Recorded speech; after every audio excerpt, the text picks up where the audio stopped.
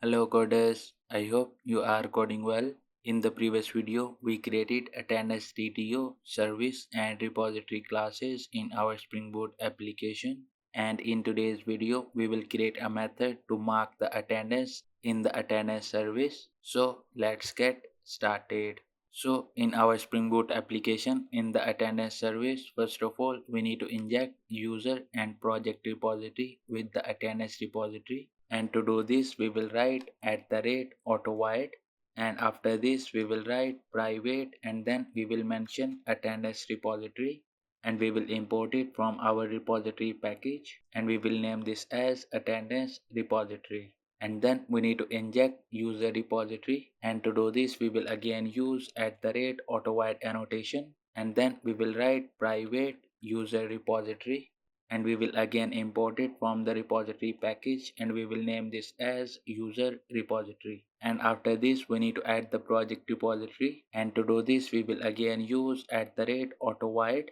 and then we will write private project repository, and we will again add the import from the repository package, and we will name this as project repository. And after this we will start writing the method to mark the attendance, and this method will return attendance TTO, and we will name this as mark attendance. And in this method we will accept attendance TTO, and we will name this as TTO. And after this, in the body of this method we need to get student, manager and project, and then we will create a new attendance record. So first of all, we will create one optional variable, and this will be of type user, and we will import it from the entities package, and we will name this as optional employee. And then to set the value we will use user repository, and we will call a method find by id, and in this method we need to pass the id of the employee. And to do this we will use dto, and we will call a method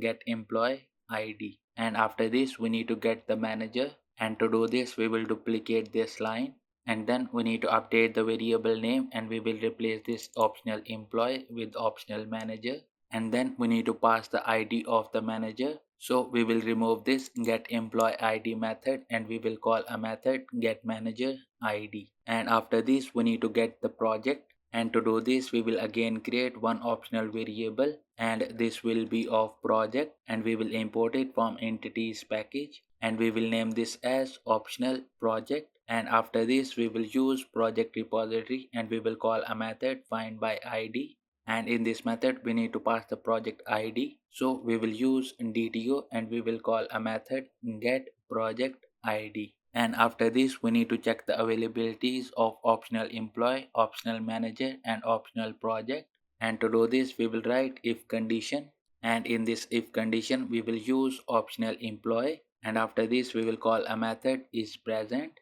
and after this we will use and operator, and then we will write optional manager, and then we will again call is present method, and after this we will use again and operator one last time, and then we will write optional project, and we will call is present method again. And after this we need to return an error if even one of these is not present, and to do this we will write else block, and in this else block we will write throw new statement, and in this case we will throw entity not found exception. And with this exception we need to return a message as well, and we will return some related entity not found. And after this let's go back to the if block, and in this if block now we need to create a new attendance record, and to do this we will write attendance, and we will import it from entities package, and we will name this as attendance, and we will initialize this with new attendance. And after this we need to set the data in this attendance,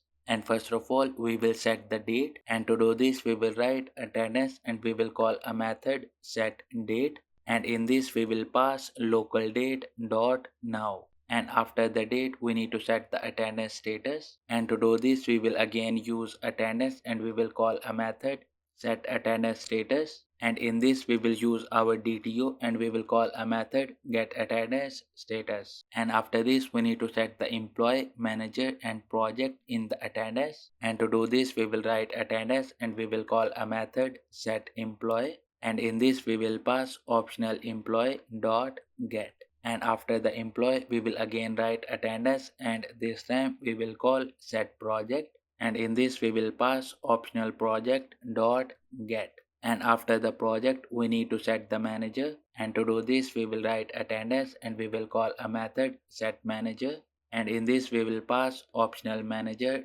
dot get, and with this our attendance data is completed, and now we need to save this attendance, and to do this we will write a return statement, and then we will use attendance repository, and then we will call save method, and in this we will pass the attendance, and after this we need to convert this attendance to the attendance TTO, and we will return from this method, and to convert the attendance to the attendance TTO we will call a method get DTO, and with this our mark attendance method is completed in the attendance service, and in the next video we will create this get DTO method, and after this we will create attendance controller and we will complete this API, and then we will test this in the Postman.